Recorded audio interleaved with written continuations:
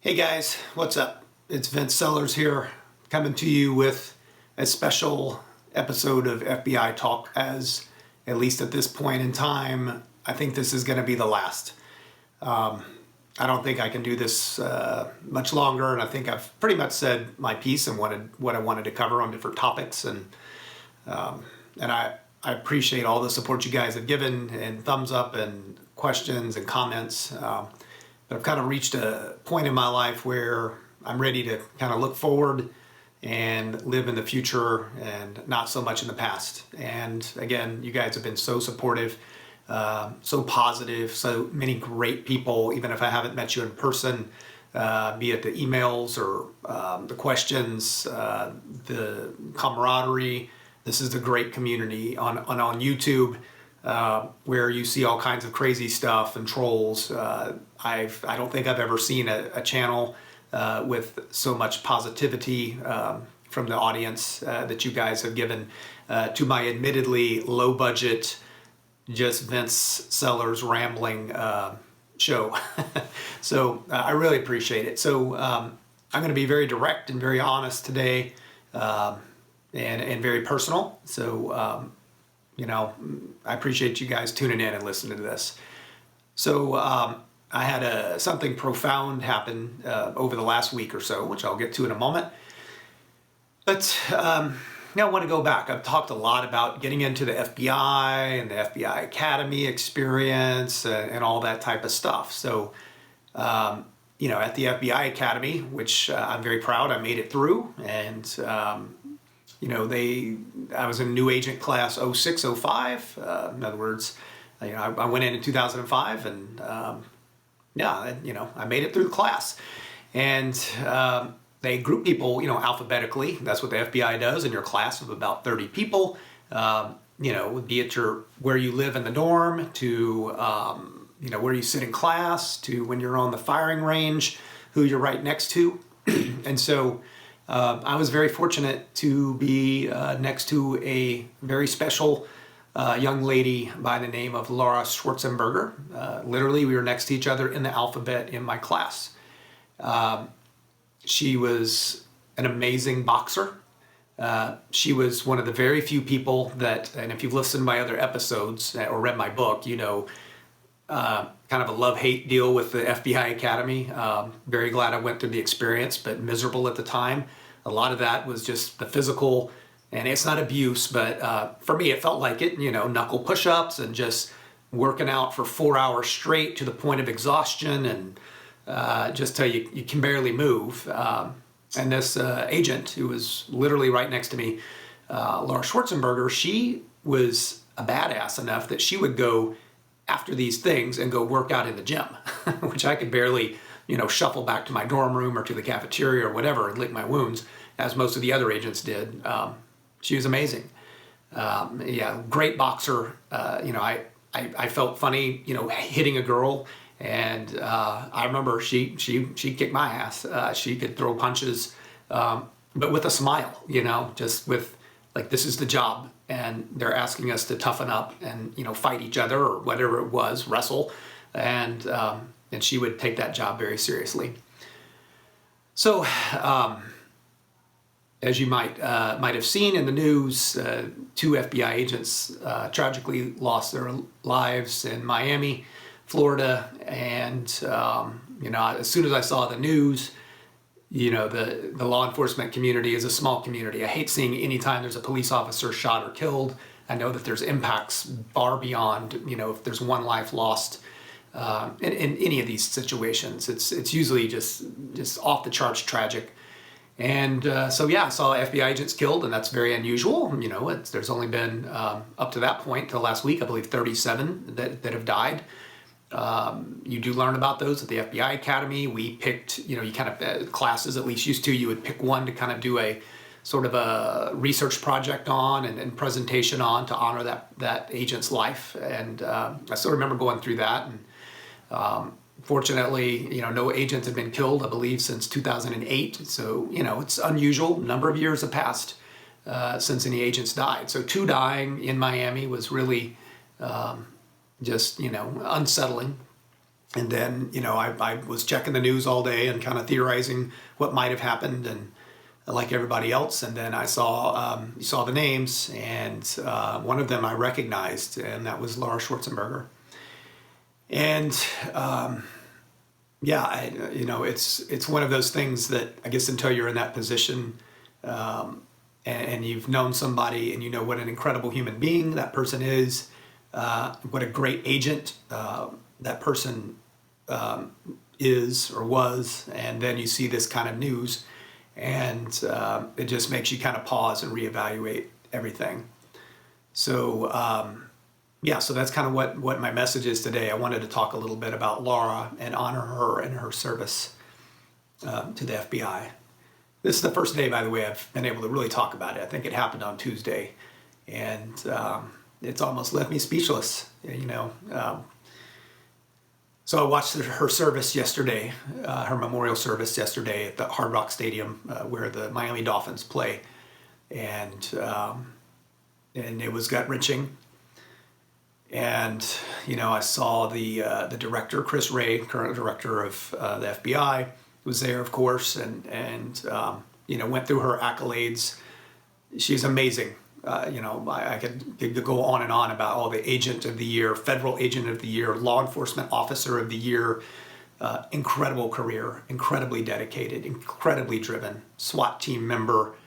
You had to do 2 pull-ups with 25-pound vest on, and she could do 5. That was one of the comments, which,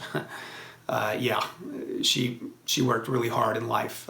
Was a mother, great family, her 2 boys, very involved with that. So she made time, and I've complained about, family time, it's hard to do both. Guess what? She did both. She managed to serve our country and have a family at the same time, and looked like incredibly successful. So the director, he reminded everybody of the sacrifice, and that all agents that go in knowing that this is a possible outcome and it is a dangerous job, even if it's a percentage. It's, being a police officer is more hazardous to your health. Agents tend to be more proactive investigations where they get to plan an arrest. They're not reacting as much to, to direct street level crime, but this outcome can still happen. And the director mentioned that at the FBI Academy, when agents graduate shortly before they get their badge and credentials, they recite an oath to serve and protect, basically, protect the Constitution of the United States and serve the citizens, etc. And I was in that class. I took the oath right along with Laura Schwartzenberger and all my other fellow agents. And she walked across that stage right before I did. I was next to her, in line to walk across the stage. I still remember we talking to her and chatting with her about how excited we were we'd survived the academy. And her excitement and mine was, off the charts. One of the best days of our lives. And that would be the last time I'd ever see her. So it's just a reminder to me that there are real heroes out there. And it's FBI agents, it's people in the military, it's our police departments. And yes, this is not going to be an episode where I get into debating good cops versus bad cops. They're bad agents. There's bad cops, sure. There is that. We need ways to identify that, weed out those problems. Systematic, there are some issues. I do not debate that, and I think we need much more intelligence and reporting on that. But at the end of the day, somebody's got to do the job. Somebody's got to go out there and do it. And Laura did it. She lived up to her oath and ultimately gave her life in a way that benefits all of us. That's why we live in our society that we do, is because of people that give that ultimate sacrifice. And it's one of those things. I know it. You know it, right? You know it. Many, hundreds of thousands of Americans over the years have died in wars on foreign shores, but ultimately protecting the United States. Police officers have been murdered, thousands and thousands and thousands, and now dozens of FBI agents even have been killed ultimately doing a tough job for you and me so we can live the way that we live in this amazing country. But back to Laura Schwartzenberger. She gave this oath, and so did I. And I'm not trying to make this episode all about me, but I will have to say, I made that oath and then decided to leave the FBI. I quit. And I've had a great life, productive life. I've given back in many ways to society, sure. But I haven't done the hard job of an FBI agent, chasing bad criminals and putting their life on the line to do so. And this is just a good reminder of literally the person next to me in my FBI class did give that ultimate sacrifice. And for that, I'm forever grateful. I will never forget till my dying day about Special Agent Laura Schwartzenberger. And I have a little tradition I'll let you guys in on too, very personal. I haven't told my family this, but I'm an avid distance runner. I compete, I do marathons and stuff and that type of thing occasionally. But I'm very serious about it too. I really train hard, and I use every advantage I can. And just along the way, I have now a new tradition of taking a Sharpie and writing on my feet to give them kind of extra power, and also just kind of communicate or connect me with the memories of various people that have been lost along the way, be it my father, or people that I've known and were gone too soon. And my feet will have a Laura on them for every race I ever do again. And that's what it's going to be. And I think that's all we can do, is honor the memory of these people that give their lives to and the ultimate sacrifice. So as we're talking, today's Super Bowl Sunday. The other agent, I believe Daniel Alphen, I certainly did not know him. FBI is a big place, so people would mention all the time, like, "Oh, you're in San Diego. Did you know so and so?" No, I didn't. And they could have been there at the same time. So it's a big organization, and nevertheless, his ceremony is today, and my thoughts and prayers are also with him and the sacrifice he gave up. And he was a father. He's a family man. So these impacts are massive. Their families are forever changed. Their friends are forever changed. Their coworkers and former classmates are forever changed when something like this happens. I've talked to some of my classmates and connected with the old FBI contacts I had as part of this event. And it was nice to talk to some old friends. And, it is truly like a family. Especially you go to the FBI Academy, you're like on an island for 5 months or what have you, and those are your kind of shipwreck mates. It's almost like you're stranded on the island and you work together to survive, and you always have that bond. So as old as you get, you have a bond, and it just hurts when something like this happens. And the whole FBI family, people that did not know her, but agents that I know, that weren't in my class but that I worked with, also. All devastated. It's a hard day. And this happens all the time in law enforcement. It's just part of the job. So I guess my message to you as an audience, and a lot of you are prospective agents. If you're watching this, you're probably a pretty amazing person. Maybe a little too much time on your hands to listen to me blab on and on, but these are good people that watch this channel. So if you want to be an agent, this is one of the possible downsides. And the upside is that, you get to make a difference. Laura Schwartzenberger was investigating, child pornography related crimes. That was her, her assignment.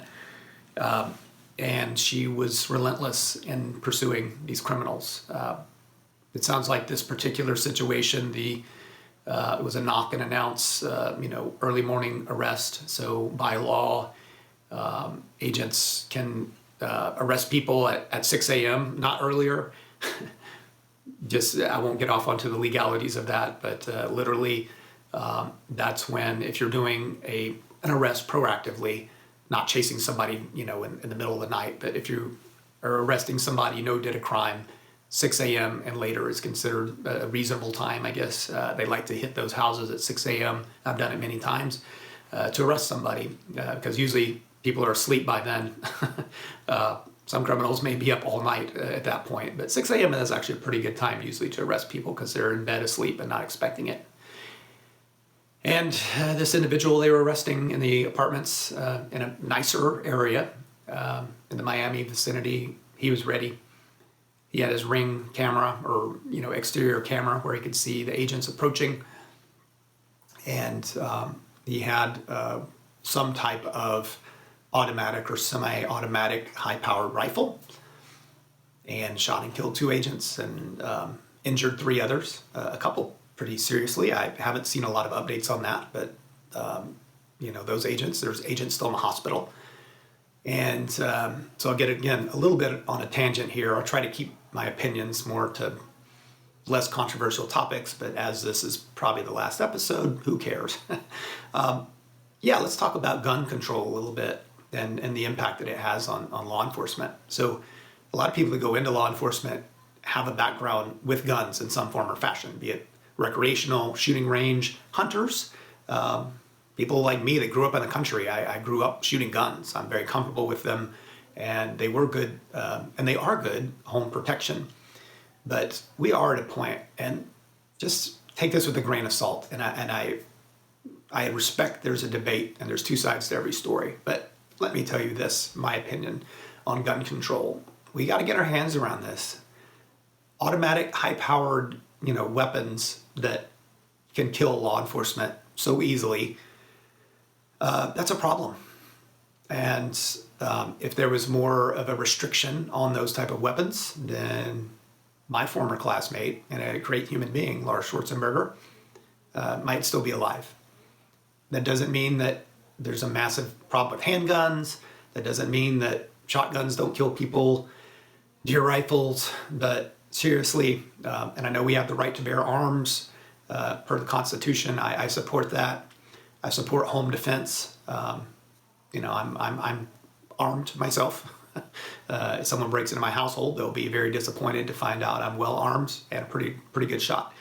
But just for the public to have access to these weapons that can do mass destruction. Look at the Las Vegas mass shooting that occurred a couple of years back. Good Lord, guys, this has to stop at some point, or it doesn't, and we can just become, more and more accustomed to gun deaths.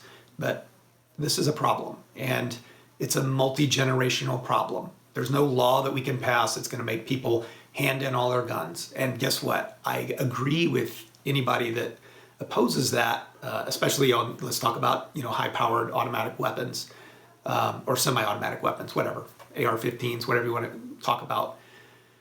Yeah, the reality is, sure, drug lords are not going to hand theirs in, and good old, Billy Bob Citizen, X that lives on a ranch in South Texas or whatever, if he hands in his in and is law-abiding, then he's at the mercy, quote-unquote, of the people that do have guns. But guess what? How often does that happen? Let's be realistic about this. Is your house going to get invaded by drug lords and you need to have a shootout with them and make sure you're on equal footing with their high-powered weapons? No. No.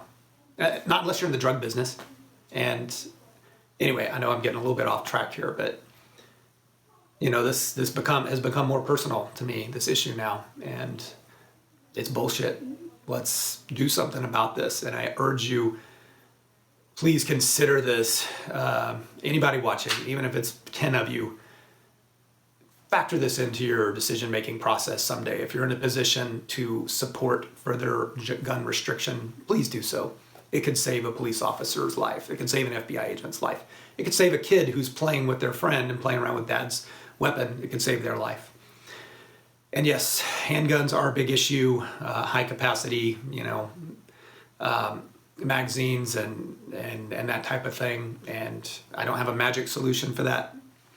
But I think over time, maybe it takes 100 years to get these guns out of service, have programs to encourage people to voluntarily start ramping that back. And you've got an arms industry that's going to oppose it hand and foot, strong lobbyists, and we've got to do better, though, in my opinion. Just I think the world would be a better place, the United States would be a better place with fewer high-powered weapons and guns. I'm not talking about hunting traditions, which I come from. I don't hunt, but I used to, when I was younger. I still have plenty of friends that do. That's fine. But you don't need a high-powered, assault weapon to hunt. You don't. And when the authors of our Constitution, which is an amazing document, wrote that, they're loading muskets. Let's be real here.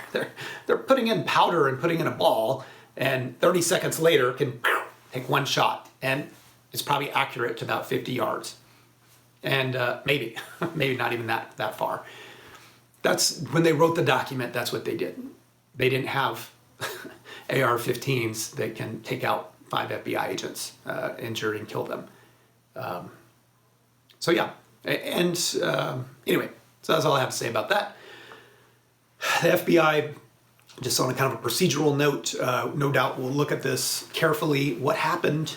How did this happen? What can we learn? So I did want to mention that in the news you see that the last time something like this happened in the FBI was in the 80s, maybe 86, but I can't remember the year exactly, but in the mid-80s, big shootout, Miami bank robbery, shootout, agents got in a shootout, 2 killed, others shot and badly injured, but they survived. And by the way, the Miami field office is named after the two agents that did die.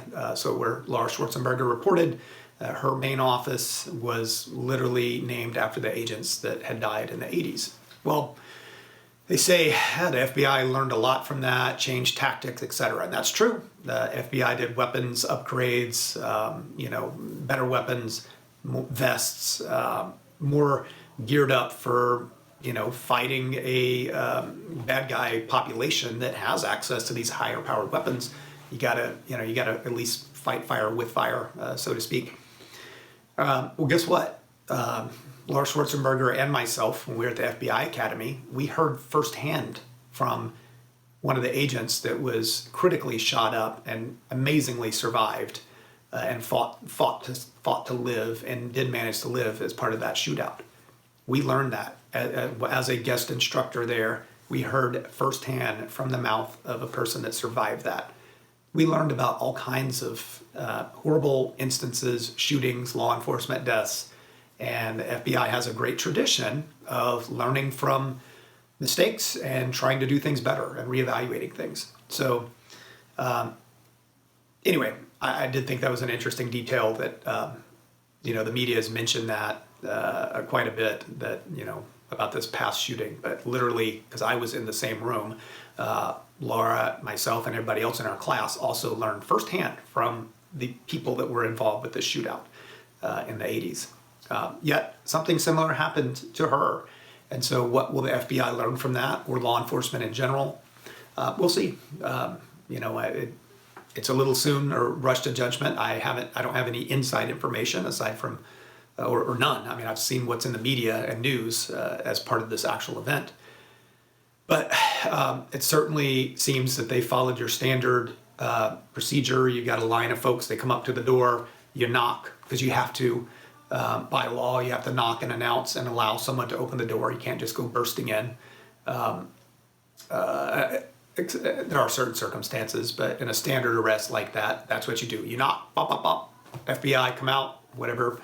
And then if they don't, within a period of 5 or 10 seconds, what have you, then you can break the door in and go get the person. So I think the law enforcement in general will probably have to revisit that. Sometimes that's going to be the case. You got to go into a house and get somebody. There's maybe hostages. There's a million different scenarios, and you can't plan or account for every single one. Well, what if it's an apartment? What if it's in a house? What if it's 2 levels? What if, there's a million what ifs. So you can't make a dangerous job like this perfectly safe. But it will be interesting to me to see if that whole knock and announce policy, the way that's done, is revisited as a result of this. And so, when Laura and I were trained, there weren't doorbell cameras back in 2005 and into 2006. That was not a thing. You didn't have to worry about all these internet cameras, sending automated alerts with motion detection to a bad guy. but now you do. That's a reality. And so you can't just sneak up to a front door without knowing that there's a risk that you're being watched, that door's being watched.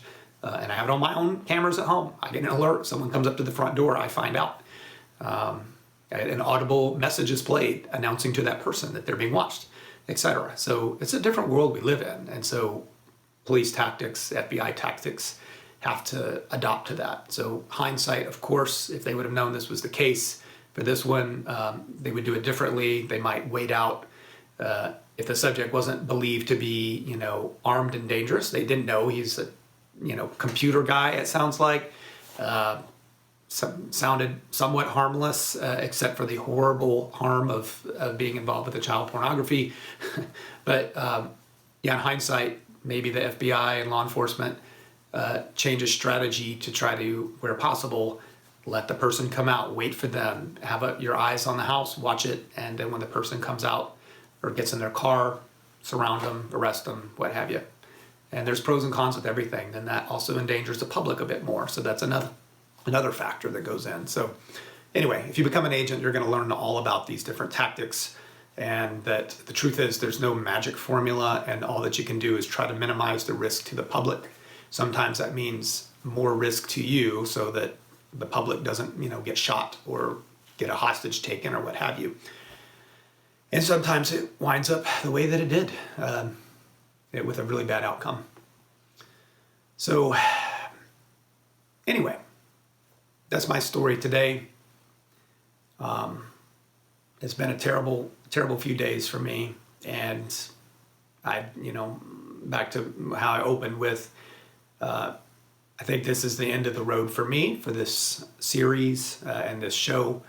Who knows? Maybe if I have some contacts as some of my old FBI friends, more of them are retiring, maybe I could ask them questions as the real heroes who stuck it out, who remain being FBI agents and putting their lives on the line, and have earned the right to talk about their experience. Maybe. But as for me, I hope I've helped some of you. I know some of you have actually made it in. Lots of questions about what degree and so on and so forth. And so I wish everyone the best of luck. And finally, just a side note, Laura Schwartzenberger she was a criminal justice major, and then got her master's degree.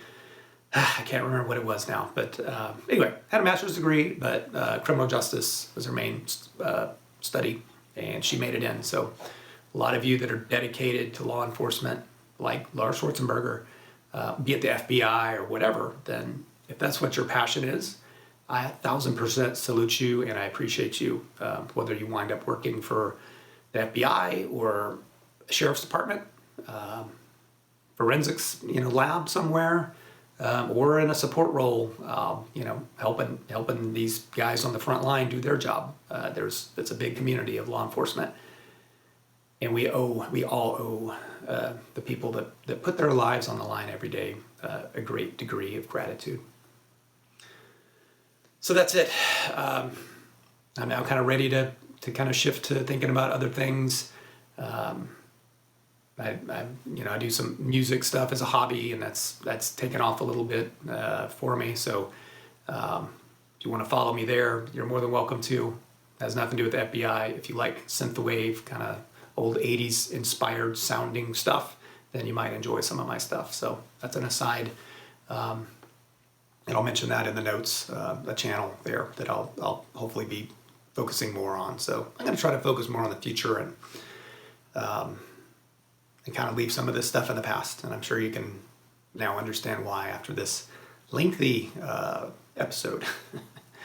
So with that, I will not plan on really actively maintaining this channel. I mean, I appreciate it. I'm going to keep it out there because I do think the videos, I stand behind everything I've said, and I think that's helped a lot of people.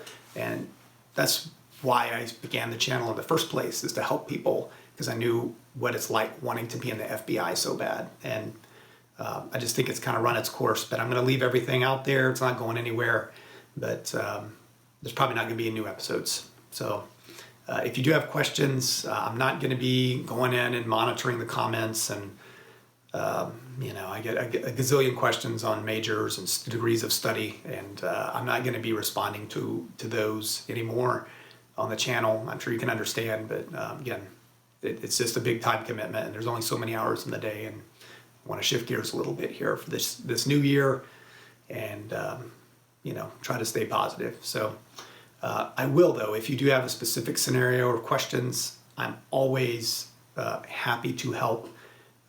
Do a little homework. That you actually have to visit my website and click on contact. So vincentsellers.com, and go to the contact section. And if you send a message, I will get that. And at some point, I promise I will respond. So just do a little homework, and you can't just type it in the YouTube comments. But if you want to be an FBI agent, that shouldn't be too difficult to learn how to send a message to me if you really want a response. That's what I'm willing to do, and very willing to do, and very happy to do so. I've heard a lot of success stories and had a lot of great correspondence with a number of you through that medium, and nothing makes me happier than to get an email that says, "Hey, I made it. I'm in phase 2, and oh wow, I'm now waiting for my appointment letter." It's amazing, and I salute all of you, whether you make it or not. I salute you for trying and your intent to serve this great country. So I wish all of you luck. Go out there, do great things, and maybe we'll see you down the road in some form or fashion. But for now, I'm signing off. Best of luck to you guys. Adios, and stay safe.